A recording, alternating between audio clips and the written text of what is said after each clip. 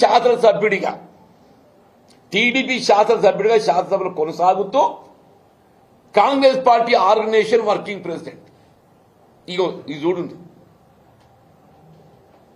ఈయన శాసనసభ సభ్యత్వం ఆమోదింపబడలేదు, స్పీకర్ గారికి దాన్ని ప్రతిపాదించలేదు, రెఫర్ చేయలేదు. కాంగ్రెస్ పార్టీ అధిష్టానం ఏదైతే ఉందో టీడీపీ సభ్యునికి ఏదైతే ఉందో కాంగ్రెస్ పార్టీ కార్యనిర్వాహక అధ్యక్షుడు వర్కింగ్ ప్రెసిడెంట్ ఇచ్చింది. ఇదంతా చంద్రబాబు నాయుడు గారి ఒక స్కీమ్. నా పార్టీ పేరు చెప్పుకోండి, నువ్వు నీకు గుర్తింపు లభించదురా నాయన, ప్రజల గుర్తింపు లభించాలని ఏమైనా ఉంటే కాంగ్రెస్ పార్టీకి ఉంటుంది. కేసీఆర్ గారు ఉద్యమ నాయకుడు, ఏదైనా ఉద్యమ ప్రదాత ఇచ్చిందని చెప్పి అనుకుంటే గుర్తిస్తే సోనియా గాంధీ గుర్తిస్తారు. నువ్వు ఇక్కడికి కాదు అక్కడ పోరా అని చెప్పని స్కెచ్ గీసి ఇది అదే స్కెచ్ నడుస్తుంది.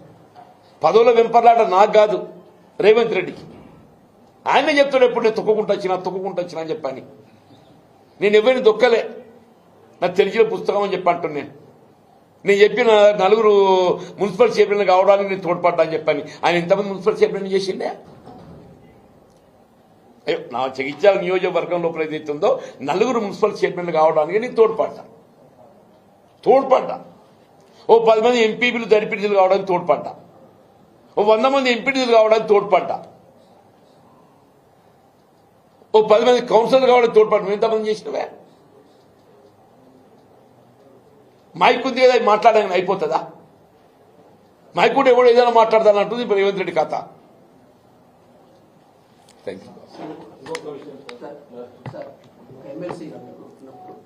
బీసీలకు ఏదైతే మున్సిపల్ చైర్మన్ కానీ ఎంపీపీలు కానీ నష్టపోతున్నారని చెప్పి సవరణ జ్యోతి పేరు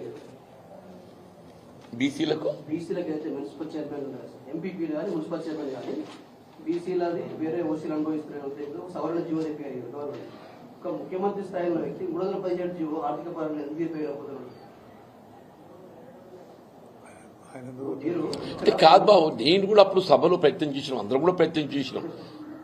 తెచ్చారు ఎంపీపీలు వాళ్ళు బీసీలు చేశారు, మున్సిపల్ చైర్మన్ కూడా బీసీలకు మళ్ళీ అవకాశం చేసే చట్టం తగు మార్పులు చేయబడే విధంగా ఏదైతే సూచన చేసి మార్పు చేపించగలిగిన బాబు అని చెప్పంటారు. 317 జీవో కూడా మార్చడానికి నా సలహాలు సూచనలు ఇచ్చిన బాబు. నేను అంటున్నాను, నేను సలహాలు సూచనలు ఇచ్చింది, నేను శాసన మండలి వేదికగా మాట్లాడి నేను పాటించినోడు కావాలి కదనే, పాటించినోడు కావాలి కదా. అరే అది పాటించినోడు కావాలి, వాళ్ళ చిత్తశుద్ధి ఉండాలి కదా. ఇప్పుడు ఏమంటే బీసీలను మాట్లాడతా వసంత గారు, ఇప్పుడు కేసీఆర్ గారు ఏదైతుందో సమగ్ర కుటుంబ సర్వేలో ఆనాడు కులగణన చేస్తే బీసీ జనాభా 51% వచ్చిందమ్మా. కేసీఆర్ గారు ఏదైతుందో సమగ్ర కుటుంబ సర్వే వారు కులగణన చేస్తే ఎక్స్క్లూడింగ్ ముస్లిం పాపులేషన్ 51% వచ్చిందమ్మా. మరి ఇదే రేవంత్ రెడ్డి ఏదైతుందో ముస్లిం జనాభా కలుపుకొని 56 వచ్చింది. అంటే అందులో 11% ముస్లిం జనాభా ఉన్నది. అది తీస్తే మన బలహీన వర్గాలకు 5% దెబ్బ కొట్టింది. మన బలహీన వర్గాలకు కేసీఆర్ గారి యొక్క లెక్కల ప్రకారంగా 51% వచ్చింది. రేవంత్ రెడ్డి గారి లెక్క ప్రకారంగా 46% వచ్చింది. ఇంకా ఇది ఆయన చిత్తశుద్ధం అంటున్నాను. ఇంకా ఆయన మాట్లాడతాడు.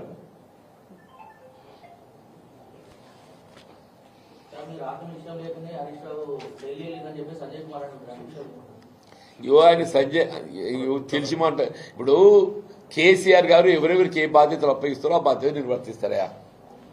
హరీష్ రావు గారికి ఏదైతుందో మరి ఇదే పార్టీ ఫిరాయింపులకు సంబంధించిన అంశం ఏదైతుందో రేపు హైకోర్టులో వాదన రాబోతుంది. ఆ అంశం పైన ఇతర న్యాయ సంబంధించిన అంశాలపై చర్చ. మీరందరూ పేపర్ చదివిన కాదా ఇవి? వినోద్ కుమార్ గారు ఇవన్నీ పేపర్ చదివిన, ఇవాళ మొత్తం పేపర్లు వచ్చింది.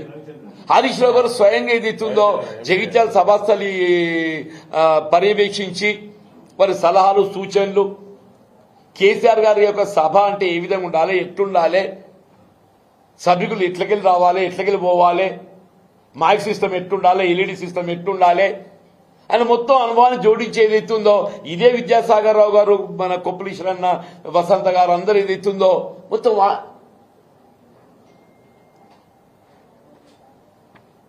ఇవాళ ఏదైతుందో కేసీఆర్ గారు అధ్యక్షులు వారి సలహా సూచనలు వారు ఎవరికి బాధ్యతలు అప్పగిస్తే ఆ బాధ్యతలు నిర్వర్తిస్తారు. టీఆర్ఎస్ లో ఉన్న ఎమ్మెల్యే కాంగ్రెస్ లో తిరుగుతున్నారు కదా, దాని విషయంలో మీరు రాష్ట్ర ప్రధాన కార్యదర్శిగా మీరు ఉన్నారు. ఇప్పుడు ప్రజలు గమనిస్తున్నారే, నేనేమంటున్నా, వివరమైన రాజ్యాంగ నిబంధనలకు అనుగుణంగా మనం ఏదైతుందో బాధ్యత నిర్వర్తించాలి.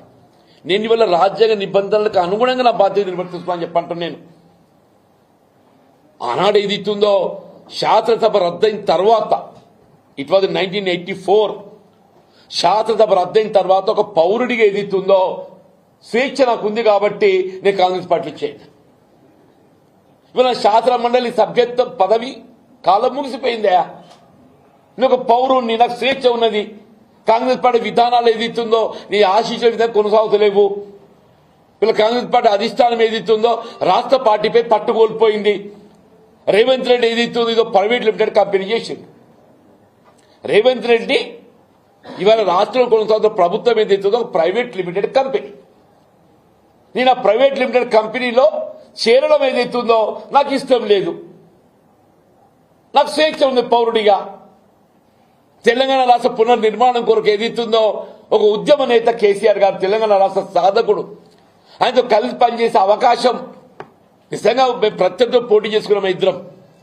అయినా కానీ ఏదైతుందో ఆయన పెద్ద మనసుతోని నేను హక్కులు నాకు అవకాశం ఇచ్చిండు. ఇంకా ఇంతకంటే ఏం కావాలనే?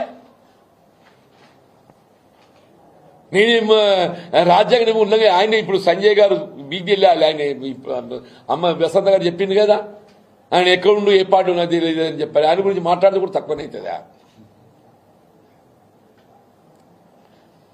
రోజు ఒక్కసారి రేవంత్ రెడ్డి గారు, ఈ మా ఎమ్మెల్యే గారు, జగిత్యాల ఎమ్మెల్యే గారు, ఆ రాజ్యాంగ పుటలు చదువుకోరు నాయన. 10th షెడ్యూల్ చదువుకో ఏం చెప్తుందో. అభివృద్ధి అంటే మరి పార్టీ పేరాయిస్తే అభివృద్ధి అని చెప్పి అనుకుంటే నువ్వు ముందు పోయి రేవంత్ రెడ్డి చెప్పు, ఆ బీజేపీలో కలవమని చెప్పాలి. నువ్వు నీ నియోజకవర్గ అభివృద్ధి కొరకు ఏదైతుందో ముఖ్యమంత్రి గారితో కలిసి ప్రయాణం చేస్తూ అని చెప్పి చెప్తున్నావు కదా. రేవంత్ రెడ్డి గారికి ఏదైతుందో తెలంగాణ అభివృద్ధి పట్ల చిత్తశుద్ధి ఉందా లేదా? రేవంత్ రెడ్డి గారికి తెలంగాణ అభివృద్ధి పట్ల చిత్తశుద్ధి ఉందా లేదా?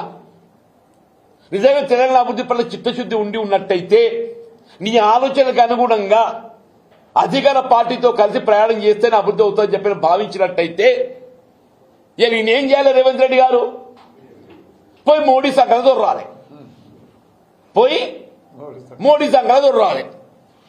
ఈ సొత్తులో మరి అది కూడా ఆశ్చర్యం లేదు, అది కూడా ఆశ్చర్యం లేదు. Thank you.